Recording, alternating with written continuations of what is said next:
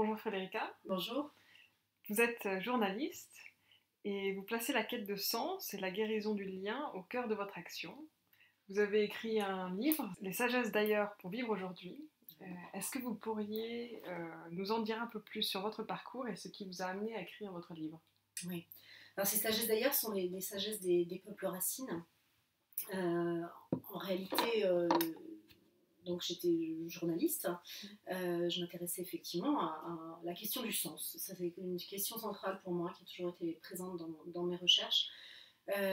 Et aussi de qui suis-je.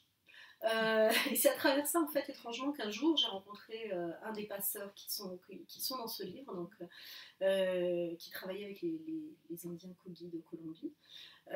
Et j'ai réalisé qu'en fait, cette vision de qui suis-je, elle est très très différente dans d'autres endroits du monde, et notamment pour ces peuples racines, elle est totalement différente de la nôtre.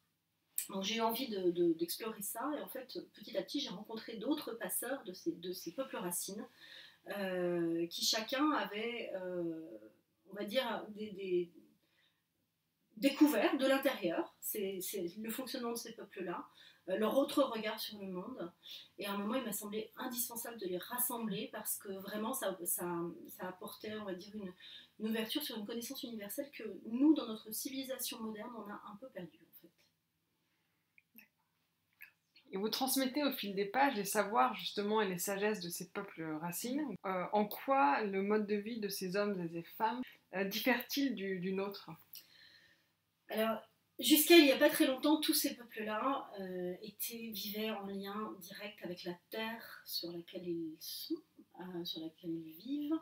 Donc, ils vivaient dans la nature. Il y en a certains qui parviennent encore, mais on leur met beaucoup de pression. Ils ont de plus en plus de difficultés.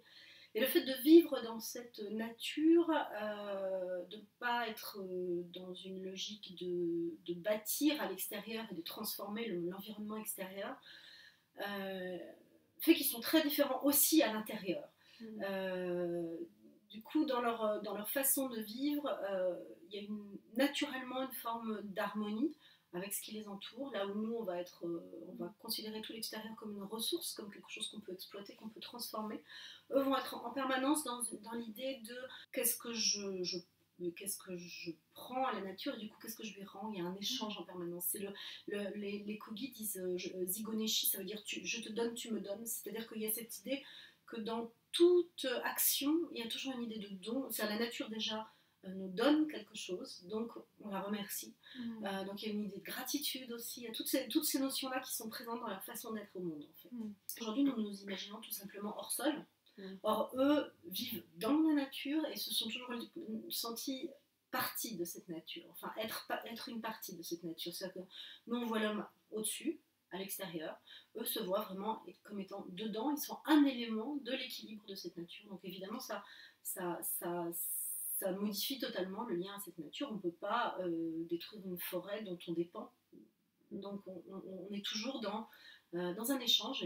D'ailleurs, il l'appelle la terre-mère, hein, c'est la terre nourricière. Et l'homme a dans ce monde-là un rôle particulier. C'est un rôle de gardien en fait de l'équilibre aussi. C'est-à-dire que ayant, on va dire, une forme de conscience qui peut lui permettre de comprendre un petit peu comment ça fonctionne et donc d'influencer les échanges qui se font naturellement dans cette nature.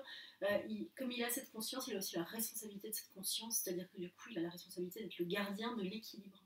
Et qu'est-ce que vous pensez que ces peuples-là peuvent nous apporter à nous en Occident? Du fait qu'à un moment, nous nous sommes considérés comme hors sol, on a coupé nos liens. On a coupé nos liens donc à la terre, mais on a coupé nos liens également à nous-mêmes, finalement. Parce que cette nature, alors pour tous ces peuples racines, cette nature, elle reflète en fait notre intériorité. Donc nous sommes à l'intérieur de nous ce que la nature est à l'extérieur. Donc en fait, en ayant coupé ce lien, on a coupé aussi notre lien à nous-mêmes. C'est-à-dire qu'on a voulu tout bâtir à l'extérieur, on a cessé d'aller voir ce qui se passait à l'intérieur de soi. Ces peuples-là, en fait, aujourd'hui, ils nous ramènent tout simplement à nos racines, à qui nous sommes. Ils peuvent nous permettre de retrouver le lien vers nos origines, vers qui nous sommes, nous humains, puisque finalement on vient tous de cette même humanité, pour essayer on va dire, de construire quelque chose qui soit plus en lien avec le monde qui nous entoure, plus en harmonie en fait, avec le monde qui nous entoure, et donc aussi avec nous-mêmes, parce qu'on a aussi coupé ce lien harmonieux à soi-même. Mais alors, qu'est-ce qui a fait que nos chemins, parce que vous dites bien que nous sommes issus de la même nature, qu'est-ce qui a fait que nos chemins se sont séparés? Alors, plusieurs des passeurs que j'ai rencontrés pour le livre le datent très précisément à moins de 10 000 ans, au moment où on a commencé à essayer de contrôler, à essayer de cultiver la terre, donc dans une optique j'accumule, je garde pour au cas où, plus tard, des pénuries, etc., etc.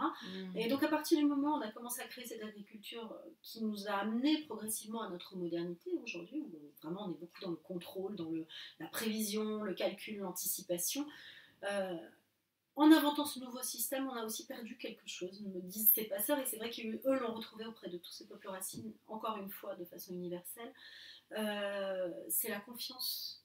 On a gagné en contrôle et en prise, mais du coup on a pris en responsabilité lourde, c'est-à-dire qu'on a vraiment la responsabilité de faire en sorte que demain advienne, en fait, ou en tout cas on en est persuadé, alors que chez ces peuples-là, il y a une espèce de confiance dans le fait que la nature va fonctionner quoi qu'il arrive. Et d'ailleurs, dans ces natures-là, il y a des endroits qui sont plus rudes que d'autres, mais globalement, tous ces peuples-là ont toujours réussi à traverser le temps et à se nourrir et à vivre et à transmettre leur savoir de génération en génération en étant simplement en lien avec la nature et en mangeant ce que donne cette nature et en chassant, etc. etc.